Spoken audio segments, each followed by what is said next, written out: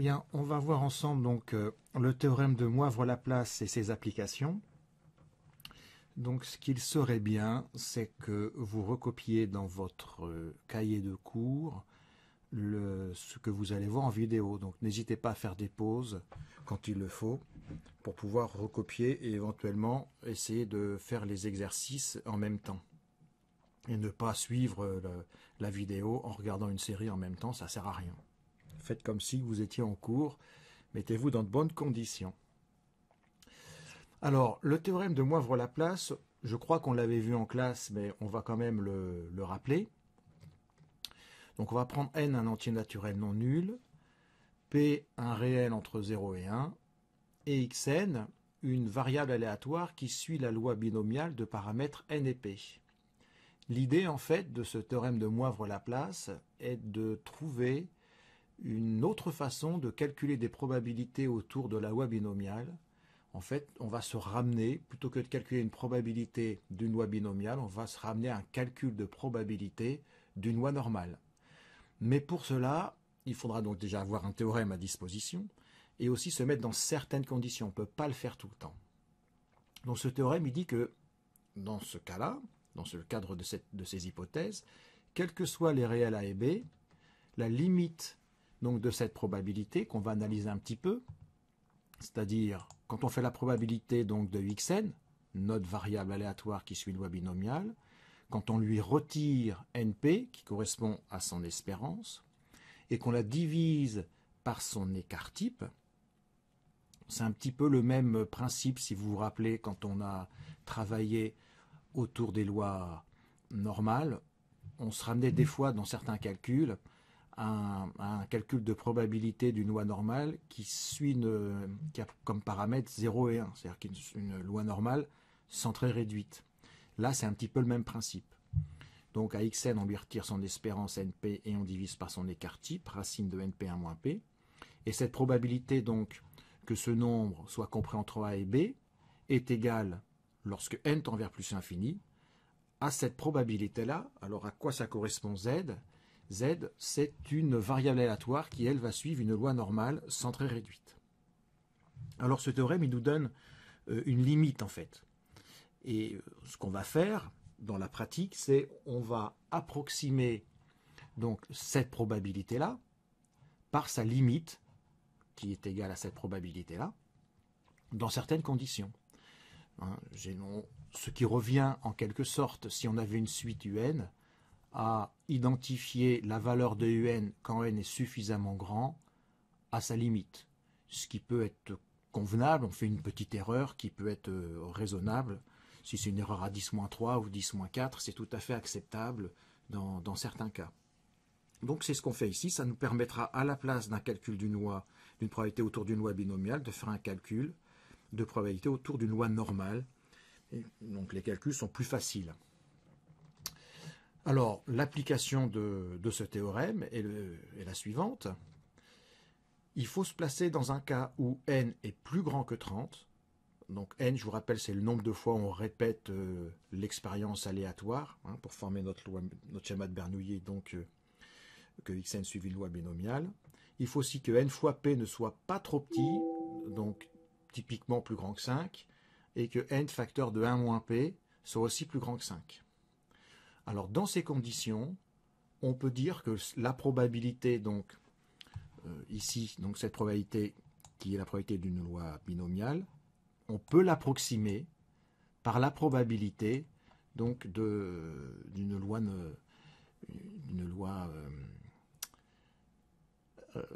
normale centrée réduite. Voilà. Alors, on va faire un exemple, parce que sinon on ne va rien comprendre. Donc on imagine qu'on joue à un jeu avec lequel donc on a 15% de chance de gagner à chaque fois. Bien sûr, on va répéter ce jeu plusieurs fois, donc on va jouer 300 fois de suite. Et je pose une question, combien de fois peut-on espérer gagner sur ces 300 jeux? Donc là, pour l'instant, ce n'est pas du tout l'application du théorème de Moivre-Laplace, c'est une première question d'introduction. Alors pour cela, il faut faire toute la rédaction pour montrer qu'on se place dans le cadre d'un schéma de Bernoulli, etc. Vous avez l'habitude, donc Nous sommes en présence d'une expérience aléatoire à deux issues possibles, gagner ou perdre. On répète cette expérience de façon indépendante 300 fois de suite. Ceci constitue donc un schéma de Bernoulli. Donc ça, c'est l'expérience classique qui nous prouve qu'on est dans un schéma de Bernoulli. Et dans ce cas, si on note grand X, la variable aléatoire correspondant au nombre de succès, c'est-à-dire au nombre de fois où le joueur gagne lors des 300 jeux, X suit donc, d'après le cours, une loi binomiale de paramètres n égale 300 et p égale 0,15. Jusqu'ici, rien de nouveau. L'espérance de grand X, qui était la question, est E de X égale n fois P, c'est-à-dire 300 fois 0,15, ce qui nous donne 45. Voilà, donc on peut espérer gagner environ 45 fois sur les 300 jeux. Bien. Alors, on va poser maintenant une deuxième question. Quelle est la probabilité de gagner entre 30 et 60 fois? Donc, on va faire le calcul de deux façons différentes. On va faire le calcul en utilisant donc la loi binomiale et bien sûr la calculatrice. Et on va faire le calcul qui utilise le théorème de Moivre-Laplace. Donc, on demande de calculer P de grand X compris entre 30 et 60. Donc, la calculatrice ne nous permet pas de faire ce calcul directement puisqu'elle ne calcule que P de grand X inférieur ou égal à quelque chose, si vous vous rappelez. Donc, on va transformer ce calcul de probabilité en calcul de P de X plus petit que 60 moins P de X inférieur strict à 30. Donc ici, grand X prend des valeurs discrètes, c'est-à-dire elle prend des valeurs entières entre 0 et 300. Donc il faut être vraiment très précis. Le inférieur strict ou l'inférieur ou égal ne donne pas la même probabilité. Ce qui est différent quand on est en présence de lois continues, comme par exemple la loi uniforme, la loi exponentielle et la loi normale, où là, P de X inférieur strict à A ou P de X inférieur ou égal à A a la même probabilité, si vous vous rappelez. Donc là, il faut faire attention. Alors, la machine ne nous permet pas de faire P de X inférieur strict, donc il nous faut un inférieur ou égal, donc ce qui est fait ici. Donc maintenant, je vais prendre la calculatrice. Allons-y. Et je vais donc dans seconde distrib et choisir, on descend un petit peu, binomial. Alors il y en a trois binomiales, donc je vous rappelle la différence. Le premier c'est P de X égal, le second c'est P de X inférieur ou égal, et le troisième, donc c'est une loi binomiale inverse, donc on ne l'utilise pas trop au lycée, ce sera plutôt dans le supérieur. Donc ici on va choisir le deuxième, puisqu'on va calculer un P de X inférieur ou égal. Le nombre d'essais, eh bien c'est 300. La valeur de P, c'est 0,15.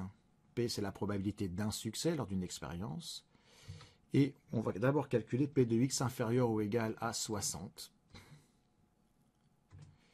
Voilà, et on va retirer. Donc on va refaire la même chose. Seconde distrib. On pouvait appuyer sur B si on voulait aller plus rapidement. Et on choisit tout pareil, sauf que ici, il faut mettre 29, je crois. On colle. Donc on va avoir le calcul de la différence de ces deux probabilités. Et ça nous donne 0,9897. On va prendre 4 décimales. Donc c'est égal à 0,9897. On pourrait mettre environ. On va mettre environ. Donc ce résultat, il est donné à 10-4 près. Alors, c'est vrai, il n'était pas précisé dans l'énoncé quelle était la précision souhaitée. Donc normalement, dans les énoncés, c'est indiqué. Sinon, on prend 10-3, 10-4, c'est très raisonnable. Alors, on va le calculer d'une autre façon, en utilisant maintenant la loi normale et le théorème de Moivre-Laplace. Alors déjà, est-ce qu'on est dans le cadre d'application de cette loi? C'est ce que nous allons voir ici. Donc on pouvait marquer ici quand même première méthode. Première méthode. Et maintenant, on va faire la seconde méthode. donc à l'aide du théorème de Moivre-Laplace. Donc déjà, est-ce qu'on est dans le cadre? Donc n est égal à 300 ici. Donc n, il est bien plus grand que 30. D'autre part, n fois p, ça fait 300 fois 0,15, ce qui nous donne, on l'avait calculé tout à l'heure, 45. np est donc bien plus grand que 5. Et n facteur de 1 moins p, qui nous fait n fois 0,85, ce qui nous donne 255.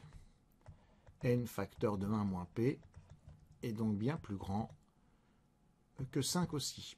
On est dans les conditions d'application du théorème de Moivre-Laplace, donc d'après l'application du théorème de Moivre-Laplace, on a,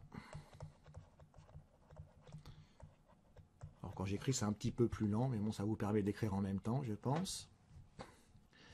Alors, on va d'abord calculer donc, nous ce qu'on voulait, c'était cette probabilité-là. Bien, alors on va la transformer pour pouvoir avoir quelque chose qui ressemble au théorème de Moivre-Laplace. Donc je vous rappelle qu'à grand X, il faut retirer son espérance et diviser par son écart type. Donc ça nous donne,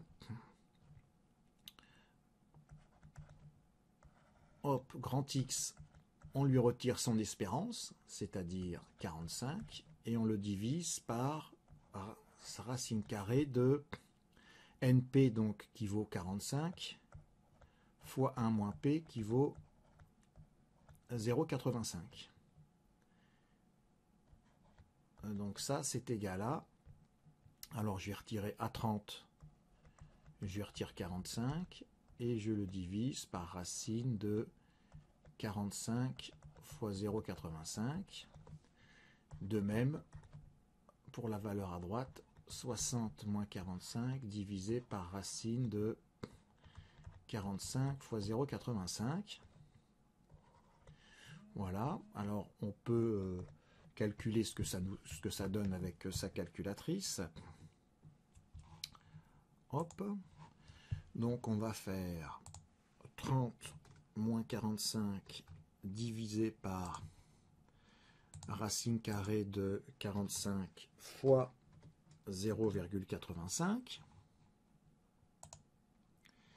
Et on va refaire le même calcul. Donc j'appuie 2 fois sur flèche du haut, j'appuie sur Entrée, je vais au numérateur et à la place de 30, je mets 60. Voilà, entre moins 2,425 et 2,425.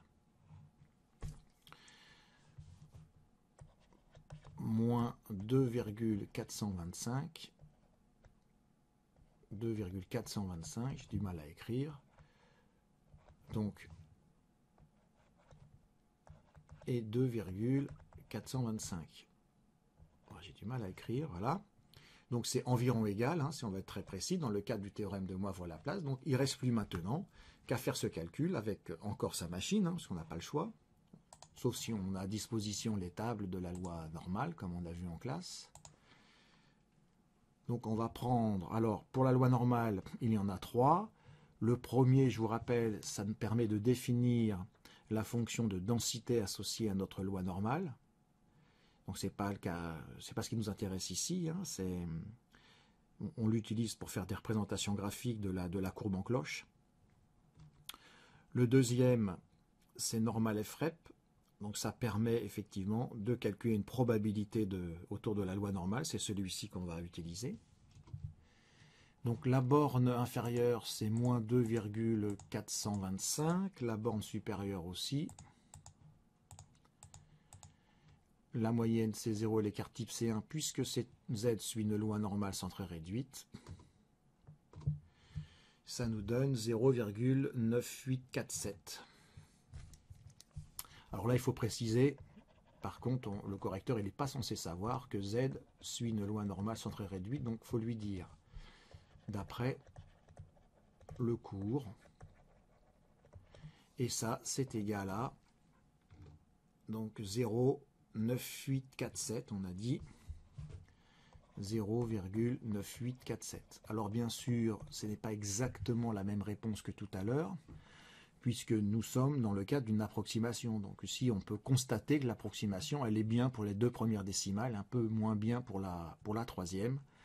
En fait, elle sera d'autant meilleure, cette approximation, que n sera grand. Voilà, mais on la tolère dans le cadre qu'on a fixé plus précédemment, c'est-à-dire n plus grand que 30, np et n moins facteur d'un moins p plus grand que 5. Donc voilà pour cette première application. Alors, pour ceux qui voudraient visualiser un petit peu ce phénomène-là, on peut utiliser la calculatrice pour le faire. Alors n égale à 300, j'ai peut-être été un peu ambitieux. Alors je vais essayer, mais je ne suis pas sûr que la machine elle soit d'accord. On va essayer. Donc je vais aller dans les statistiques et je vais éditer une première liste ici. Dans cette liste, je vais afficher toutes les valeurs de grand X possibles de 0 à 300. Donc alors je ne vais pas taper 0, 1, 2, 3 jusqu'à 300. Hein. Je vais définir toute la liste d'un seul coup en allant dans L1 en haut. Et je vais dans seconde liste et je choisis dans les opérations, je vais choisir suite. Donc je vais afficher toutes les valeurs de X pour X allant de 0 à 300. Alors je peux ne pas remplir le pas parce que par défaut c'est 1, mais je vais le mettre. Voilà. Donc là il me l'a fait. On peut vérifier en faisant flèche du haut et flèche du haut. Vous voyez, il va bien jusqu'à 300. Je passe à la liste L2 et ici je vais écrire toutes les probabilités de grand X égales aux valeurs qui sont à gauche. Donc ici je vais afficher P de grand X égale 0, ici P de grand X égale 1, P de grand X égale 2, etc. Donc pour cela je vais aller tout en haut de L2, hein, je ne vais pas taper 301 fois l'instruction. Et je vais aller dans les distributions, je vais récupérer ce qui tourne autour de la loi binomiale. Donc ici c'est le premier puisque je vais calculer P de X égale. Donc le nombre d'essais c'est 300. La valeur de P c'est 0,15. Et la valeur de grand X, on va lui dire tu vas récupérer toutes les valeurs qui sont dans L1. Voilà, c'est là où je ne sais pas si la machine va le supporter. Donc on constate qu'elle travaille. Voilà, donc elle l'a supporté, je suis content. Donc ça permet aussi d'analyser un peu ses probabilités. On voit quand même que P de X égale 0, c'est-à-dire de ne jamais gagner lors des 300 jeux. C'est quand même une probabilité très faible. On est à du 10-22, donc c'est quasiment impossible à échelle humaine. Et ces probabilités augmentent jusqu'à vous voyez, le maximum il atteint pour 45, c'est-à-dire pour l'espérance. Hein, c'est toujours le cas. Et après, elle rediminue. Et elle rediminue assez rapidement. Et on va peut-être même constater, est-ce qu'on va aller jusqu'à la fin de la précision de la machine? Donc, plus petit que 10-99, pour la machine, c'est 0. Hein. Donc là, on est sûr, voilà, on va avoir des zéros. Bon, alors c'est tellement petit que la machine ne peut pas le calculer. Alors, ce qui est intéressant, c'est de faire la représentation graphique suivante. C'est-à-dire, en abscisse, on va mettre les valeurs possibles de grand X, donc de 0 à 300. Et en ordonnée, on va afficher les probabilités correspondantes. Donc pour ça, on va aller dans le graphe statistique. Et dans le graphe statistique, on va choisir le premier, c'est très bien. Alors on va cliquer sur afficher pour qu'il s'affiche. Le type de graphique nuage de points, c'est très bien. En abscisse, tout ce qui est dans L1, ça me convient. En ordonnée, ce qui est dans L2, ça me convient. Et je vais mettre, on va mettre un petit point parce qu'on va avoir quand même 301 points, donc il va y avoir du monde. Donc je vais afficher un petit point. Alors je vais vérifier que j'ai pas de fonction d'afficher. Je vais appuyer sur F de X. J'ai pas de fonction, c'est très bien. Sinon j'allais avoir la représentation graphique d'une fonction a priori que je ne veux pas. Et dans Zoom, parce que la fenêtre il faut la paramétrer aussi, j'ai pas envie de réfléchir, donc je vais choisir Zoom Stat. En faisant ça, il va afficher notre graphique statistique et réfléchir sur quelle est la meilleure fenêtre par rapport aux données dans L1 et L2. Donc ce qui m'évite de réfléchir, c'est très bien. Voilà. Alors on constate, on a une belle courbe en cloche et on a donc toutes ces probabilités qui sont très très proches de 0, qui sont collées à l'axe des abscisses ici. Alors pour que ça soit un petit peu plus joli, je vais changer la fenêtre. Je vais appuyer sur fenêtre et je vais choisir d'aller de -5. Alors ça sert à rien effectivement d'avoir des valeurs négatives, c'est juste, j'aime bien avoir un petit peu d'espace à gauche. Et on va aller jusqu'à 90. Je pense que ça devrait suffire. Voilà, le reste je n'y touche pas puisque les valeurs de Y min et Y max sont très bien, elles ont été calculées. Je rappuie sur graphe. Voilà, bon, ça c'est un peu mieux. Donc on aurait pu changer la graduation sur l'axe des abscisses. Bon là je vais le faire, ça coûte rien. Donc je vais dans fenêtre et l'axe des abscisses, je vais graduer de 10 en 10.